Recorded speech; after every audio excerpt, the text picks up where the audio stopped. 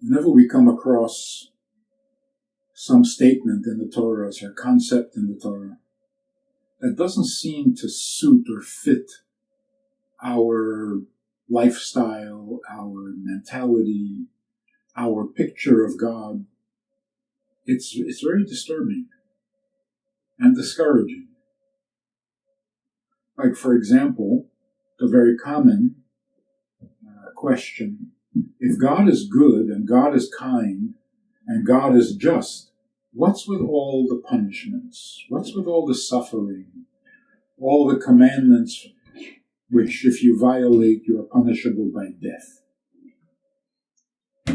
It does seem to most people that God is angry almost all the time, and that he's punishing, unforgiving, maybe even overly strict. Part of the reason that that question bothers us today more than in the past is because today those things probably wouldn't apply. So, for example, a person who teaches a misguided and wrong image or picture of God and the commandments, and in the olden days, he would be considered a false prophet. He would be put to death. Would that apply today? Do the same conditions exist today? Probably not. We know that in our world today, the response to evil is more goodness, more light. That was not the traditional response, because try to picture a world in which you live in a utopian, ideal situation. Jews are living in Israel. There's a temple that Solomon built. There are miracles happening every day. There are prophets inspiring people, reminding people, educating people. If living in such holy circumstances does not prevent you from sin, well, first of all, the sin is probably malicious, because you do know better. So it's intentional. It's destructive in its purpose. It's rebellious, and so on. That's a very different picture than what we have today. Today, who understands what holiness means? Who understands what heaven is? Who understands what divine means? We use the word so carelessly, so inappropriately, because we don't know what it means. We haven't seen a temple. We weren't standing at Mount Sinai. We didn't speak to a prophet. The world was not full of holiness and our lives comfortable, safe, secure. So can the rules possibly apply in the same way? Of course, the rule never changes. Idolatry is wrong. It will never be acceptable. But in terms of the punishment and the consequence, can it be the same? Can you apply the same punishment under all circumstances? That would not be justice at all. And that's why we need the oral law, the Gemara, the Talmud, the Mishnah, the sages, to teach us how to apply these principles. So a person who doesn't know better and who is sincerely convinced that the idol deserves to be worshipped and doesn't understand or doesn't even know that that's a prohibition, because he's not really considering the idol God. He's simply saying that it's also a God, or something like that. So if a person is behaving out of ignorance or out of mistaken conclusions, do you apply the same law? Is intentional murder the same as manslaughter? Accidental manslaughter? Of course not. So we're being a little too simplistic when we look at what the Torah says. These people should be killed, this nation should be wiped out, and so on. If you commit this sin, it's punishable by death, you're stoned to death. It sounds so arbitrary, but it never is. So here's the first thing we need to know. There are certain behaviors that are so contrary to God's purpose that they're punishable by death, which means you've lost your place in the world. You're no longer functioning. You're no longer serving. You're no longer useful. So you've lost your right to live. Well, if there ever was a right to live. But you've gone so far astray that you just can't serve anymore. And so your life is over. This is true. And here's what we need to be thinking. Is evil really evil? If it isn't, then is good really good? Is right really right? If wrong isn't terribly wrong? So we have to start with that principle. Evil is really evil. Because this is a serious business. Good and bad are not just nice ideas.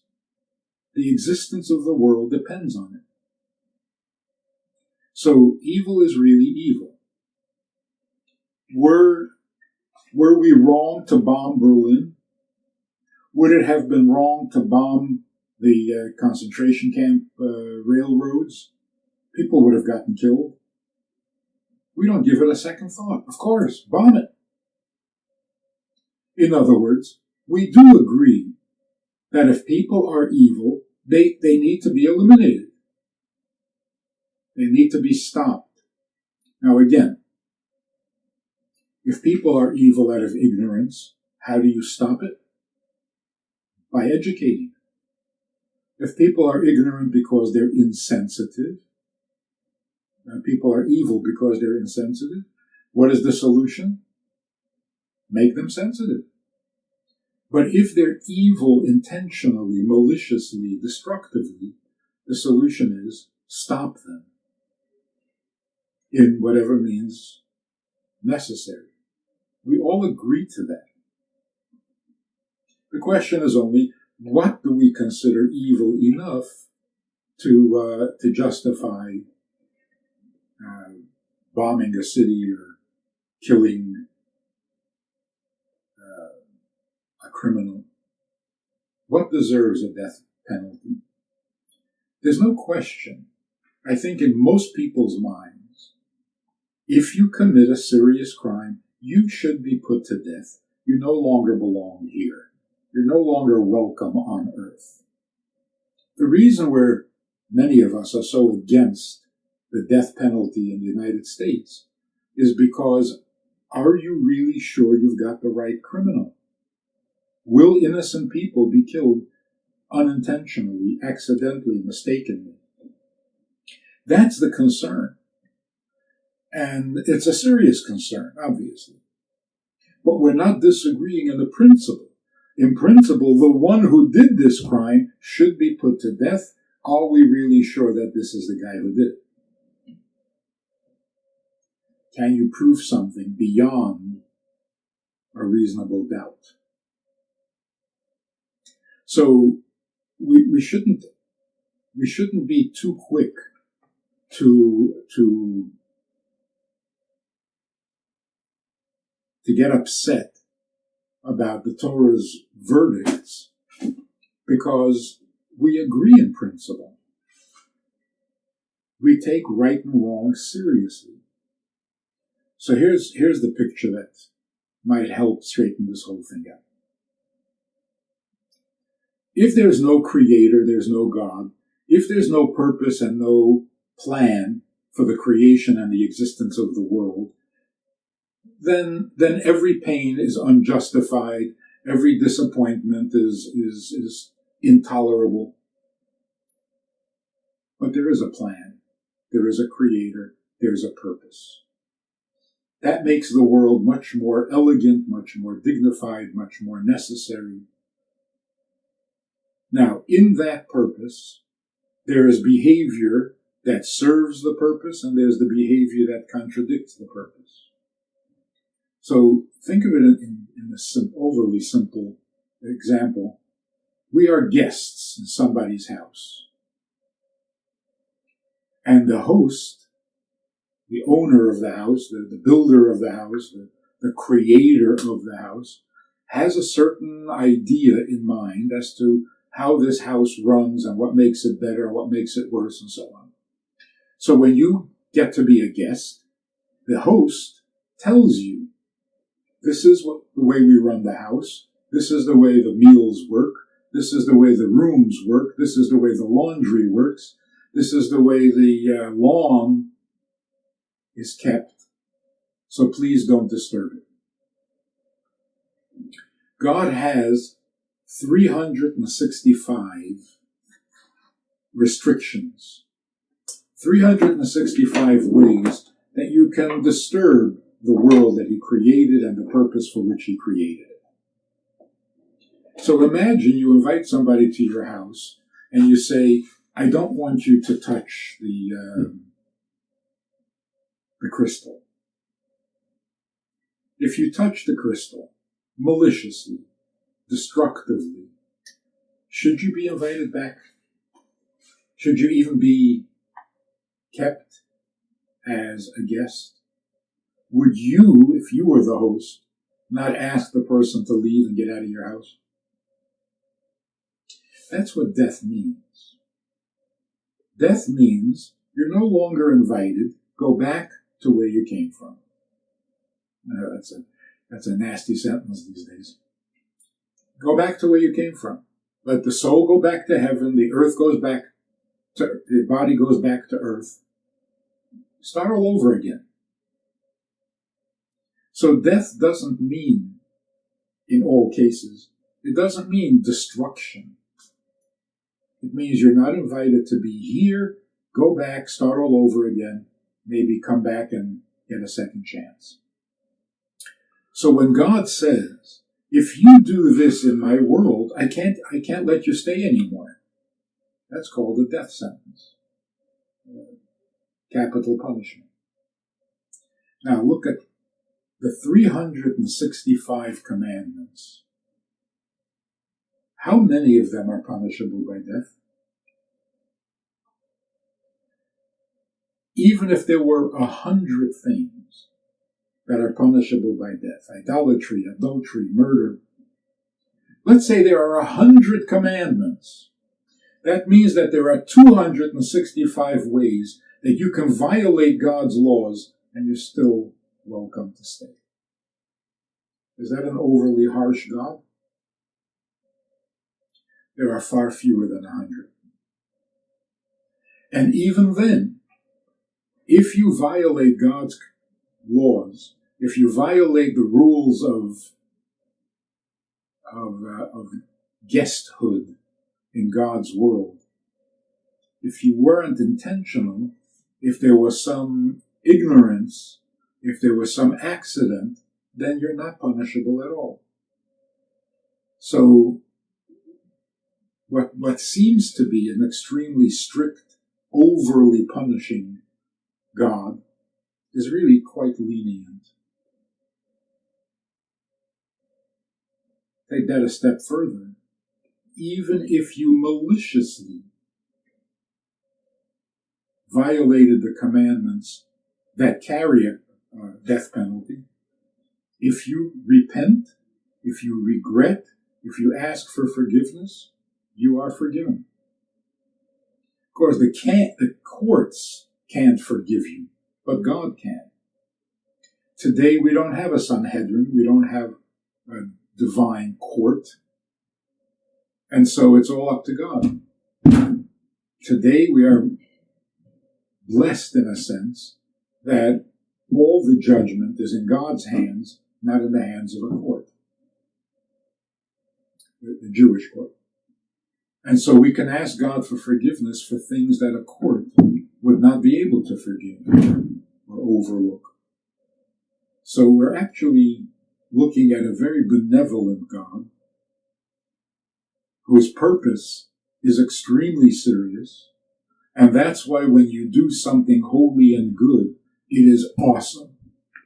When you do something unholy and evil, it is horrendous. And yet, the forgiveness is available, the intention matters, the circumstances are taken into account, etc., etc. Now, we're coming up to Rosh Hashanah and Yom Kippur. What is our thinking? Traditionally, correctly or incorrectly, the attitude was, oh, Yom Kippur is a day of judgment, you're in trouble, you're probably going to get punished.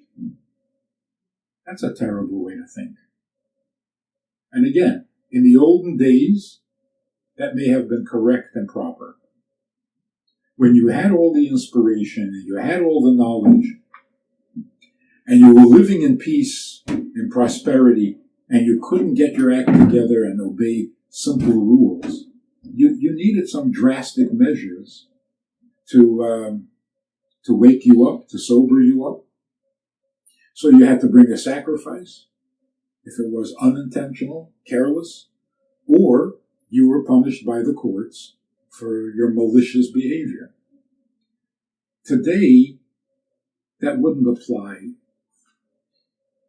almost in all circumstances. Our ignorance of right and wrong, of holy and unholy, of God, of creation, of purpose, of Torah, it is so weak. We barely understand any of it. That has to be taken into account. So for us to walk around today thinking that if I don't repent on Yom Kippur and I don't get God's forgiveness, assuming that He is very angry at me, then I will suffer and God will punish me. That just isn't correct. It's not that we reject the seriousness or the intensity. No. If we deserved, then that would be the case. We don't deserve.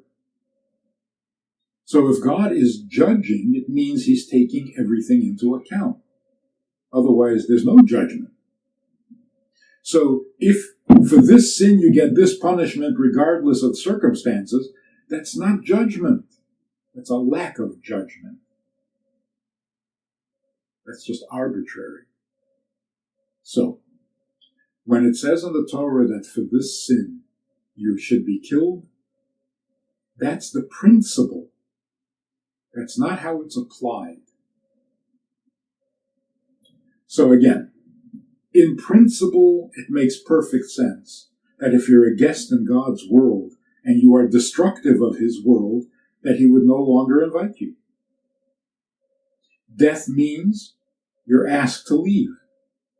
Go back to where you came from. Maybe you'll get a second chance. If you repent, you're forgiven and you're welcome again. So what are we actually disagreeing about? That the punishment is too harsh? It's not. That God is too demanding? He's not. Out of 365 violations, you can get away with most of them and still be welcome. Not that it isn't a sin. Of course it's a sin. And you should apologize and you should do tshuva and you should try to get better. But there's no death penalty, which means you're still welcome in God's world. And not only that, He still wants you to serve Him. And when you do a mitzvah, it is still absolutely, infinitely valuable to Him. So we're being a little superficial in our understanding. Which one more thing needs to be said. There is obviously this principle of reward and punishment. For a mitzvah you get rewarded, for a sin you get punished. But that doesn't work so simplistically as it sounds. You are rewarded if you have more credit than violation. It's by the weight of your behavior, not by each individual act. That would be craziness. You did a mitzvah, you get rewarded. You make a lot of money. But then you did a sin. That God takes away the money. But then you do a mitzvah. He gives you the money again. This is insane. It doesn't work that way. A person tries their best. They've got their good side, they've got their negative side. If the good side is stronger, if it has more weight, then you are rewarded. If the evil side is stronger, and it has all the weight, then you're punished. But the punishment must fit the crime.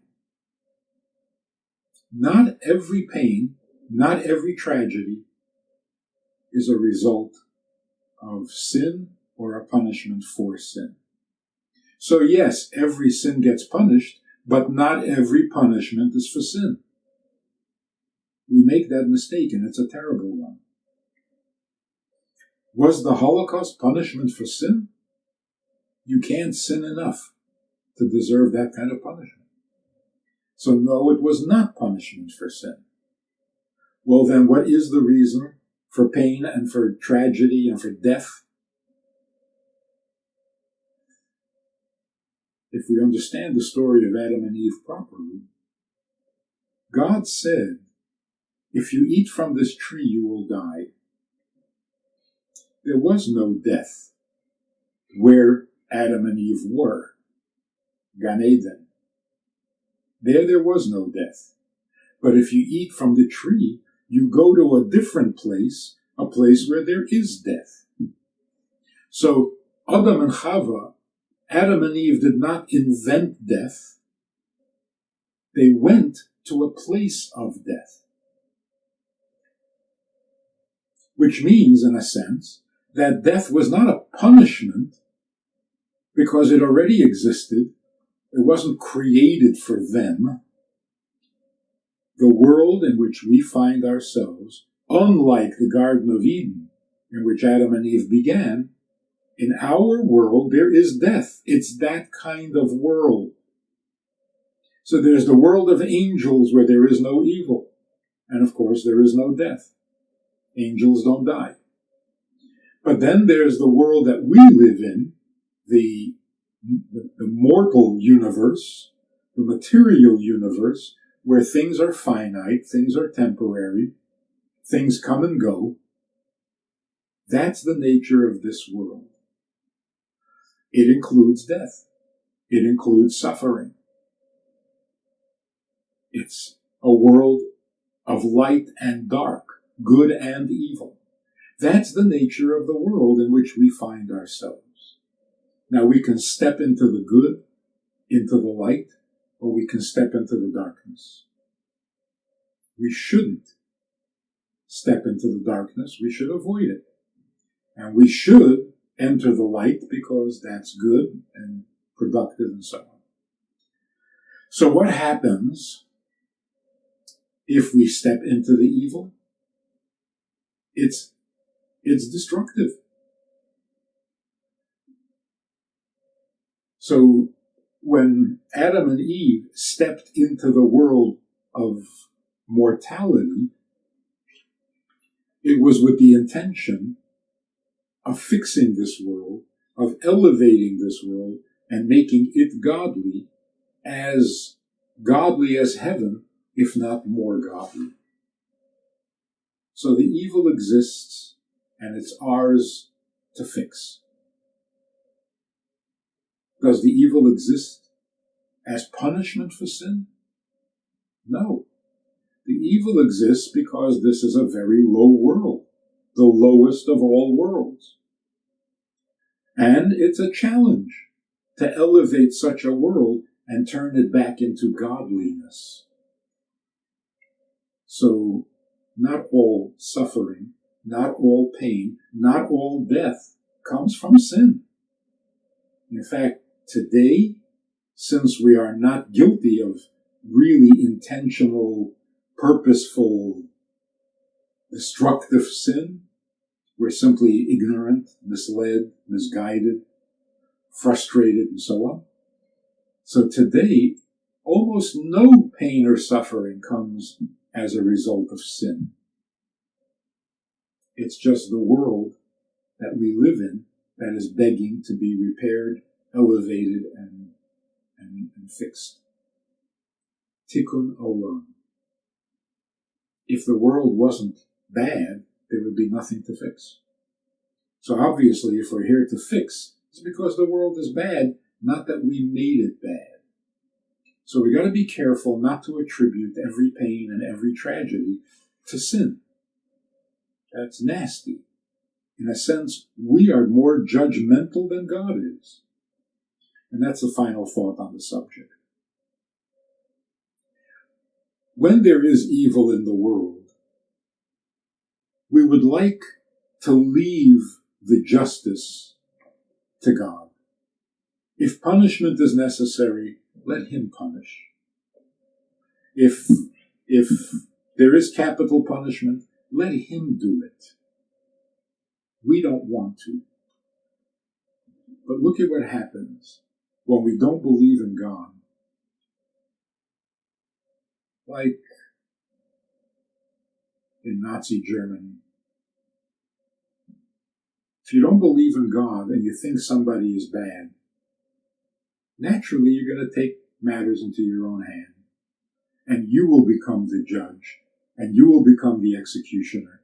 And you will become evil. Better let God do the punishing. He is much more lenient than we are.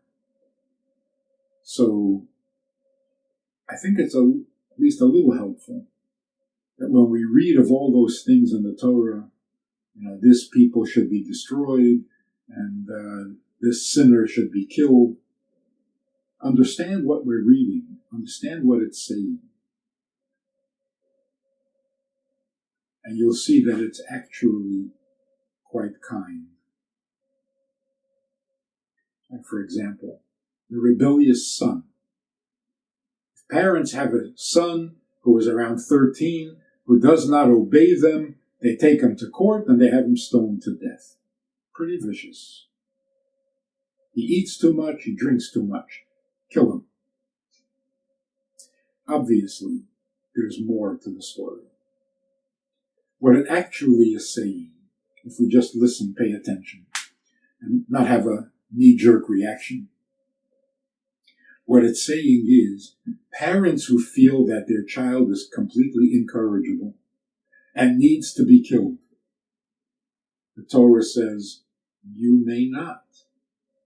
Parents may not. Even if you're right, and the child is so bad, which is kind of inconceivable, but even if you were right that the child is so bad that he needs to be killed, you can't. You must bring him to court. If the court decides that he's that bad, then the court will kill him. But you can't. And the Gemara says that all the years that there was a Jewish court, the Sanhedrin, this never happened. No child was ever executed. And the reason is because it was in the hands of the court. If the parents were doing it, kids would have been killed. And this is not an ancient, archaic law. It's happening today in our world where parents